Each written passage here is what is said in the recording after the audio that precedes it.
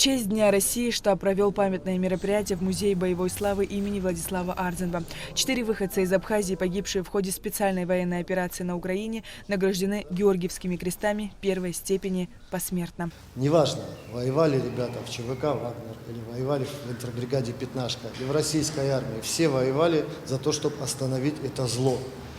И погибли, останавливая зло. Оно началось не вчера, оно началось в 90-е годы.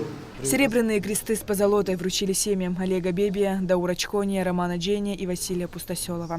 Родина Абхазии, она также участвует в этой защите, потому что мы вместе останавливали агрессора со стороны Грузии, со стороны Европы. Это общий наш,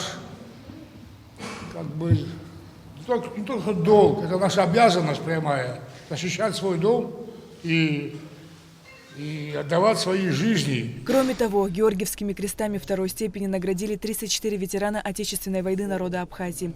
Также руководитель Единого общественного штаба поддержки Донбасса Республики Вадим Мироненко 3 активистам, которые оказывают помощь штабу, вручил золотые звезды героев волонтерского и общественного труда. Это уникальный знак, который вручают особо отличившимся, готовым в любой момент прийти на помощь по зову сердца. Я лично и сам как гражданин и как руководитель организации Русской общины Абхазии, мы присоединились в 2018 году к деятельности данного штаба. То есть просто так сложилось, что я в разное время работал и в торговом представительстве России в Абхазии, и с торгово-промышленной палатой Абхазии, да, был хорошо связан. Поэтому есть, получается, у меня сложились хорошие деловые отношения с нашим бизнесом в Абхазии. Вот, поэтому я в основном сосредоточен на работе с нашими предпринимателями, которые оказывают определенную помощь нашему штабу. Это либо финансовая помощь для того, чтобы отправить груз, то есть это транспортные расходы, кто-то передает какие-то средства там купить нужные и так далее, да, то есть то, что нуждается там. Вот. Работа штаба у нас системно ведется, то есть мы постоянно отслеживаем, что, во-первых, там происходит на Украине, в России. Вот. Смотрим, как говорится, кругозор у нас хороший. И, во-первых, хотел бы всех поблагодарить, кто помогает штабу, вот. В том числе и абхазское телевидение, которое нам информационно хорошо помогает. Вот. Хотел бы всех поздравить с Днем России сегодня, пожелать всем крепкого здоровья нашим гражданам.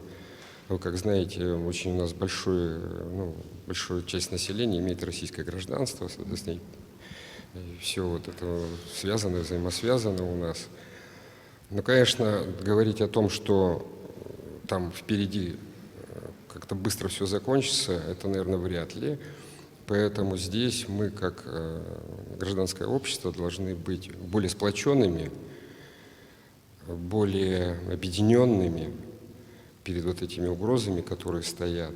И вот эта взаимовыручка на обычном таком личном уровне, она должна у нас только увеличиваться. Волонтерскую поддержку штабу оказывает и сообщество водителей трансфера Республики Абхазия. Организация существует уже 4 года, а формировалась она из водителей ветеранов спецподразделений и силовых структур, которые сейчас находятся в системе такси и трансфера. За короткое время они провели и организовали множество благотворительных акций, систематически оказывая гуманитарную помощь. Это помощь ветеранам, сейчас у нас идет сбор, помощь детям.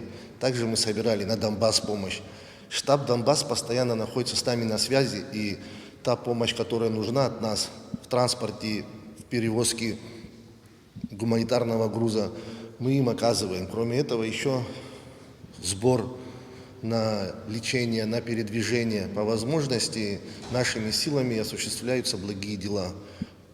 Помимо штаба, еще по республике. В том году мы осуществили акцию «Помощь ветеранам», собрали 710 тысяч, по районам адресно раздали инвалидам войны по 10 тысяч, по 5 тысяч.